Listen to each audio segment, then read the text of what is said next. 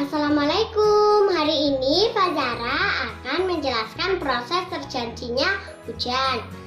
Diawali dengan sinar matahari. Sinar matahari yang panas menyebabkan air sungai, air tanah, dan air laut menguap atau disebut evaporasi.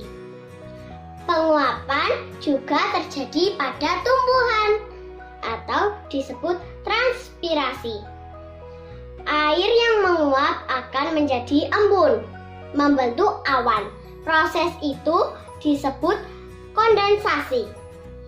Titik-titik embun yang tidak bisa ditampung oleh awan akan turun menjadi hujan.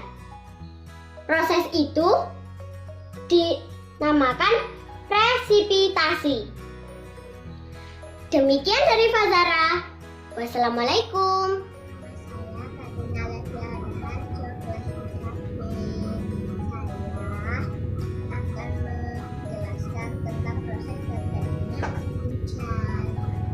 Proses terjadinya hujan diawali dari sinar matahari yang panas, sehingga air yang ada pada laut, sungai, dan genangan air mengalami penguapan. Hal ini merupakan tahapan proses evaporasi. Setelah melalui proses evaporasi atau penguapan air, kemudian akan mengalami proses kondensasi, yaitu uap air kemudian berubah menjadi embun. Uap air mengembun diakibatkan di sekitar uap air lebih rendah daripada titik embun air. Suhu udara yang tinggi membuat titik embun semakin banyak dan memadat dan membentuk awan. Proses ini disebut juga sebagai proses kondensasi.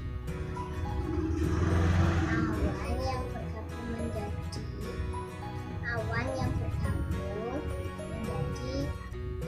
menjadi awan yang gelap akan mengalami hujan. Tetesan air hujan jatuh ke tanah dan ada juga butiran air yang kembali ke awan.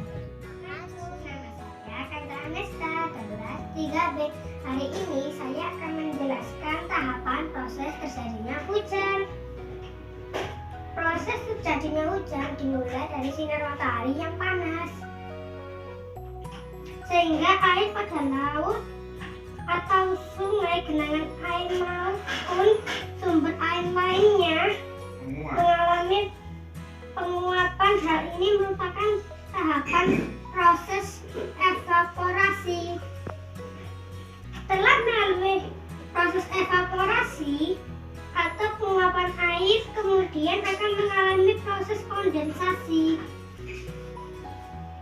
yaitu uap air kemudian berubah menjadi embun.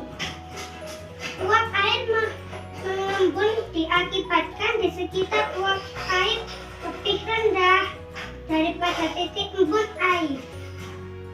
Suhu udara yang tinggi membuat titik embun semakin banyak dan memadat dan membentuk awan. Proses ini juga disebut sebagai proses kondensasi.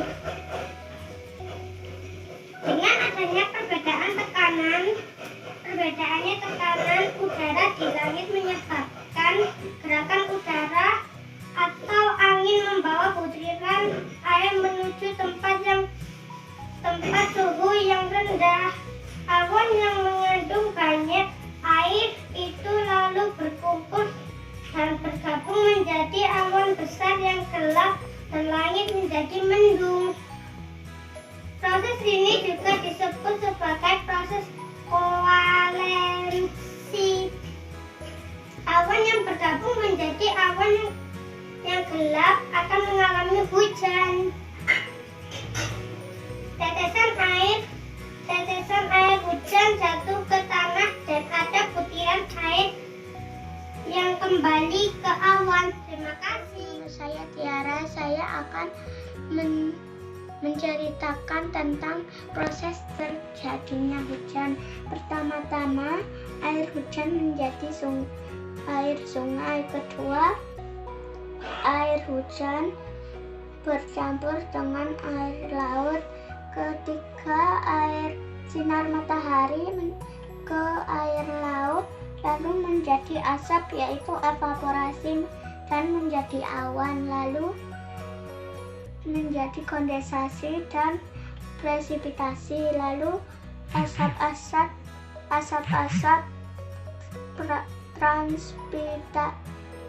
transpirasi ke awan menjadi hujan lagi, dan seterusnya.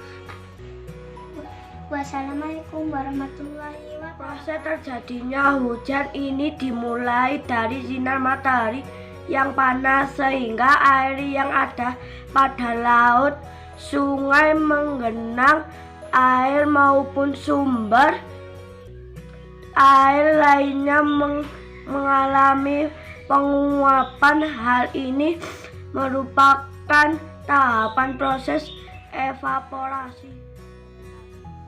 Nama saya Alisa, kelas 5 kelas 38. Proses terjadinya hujan.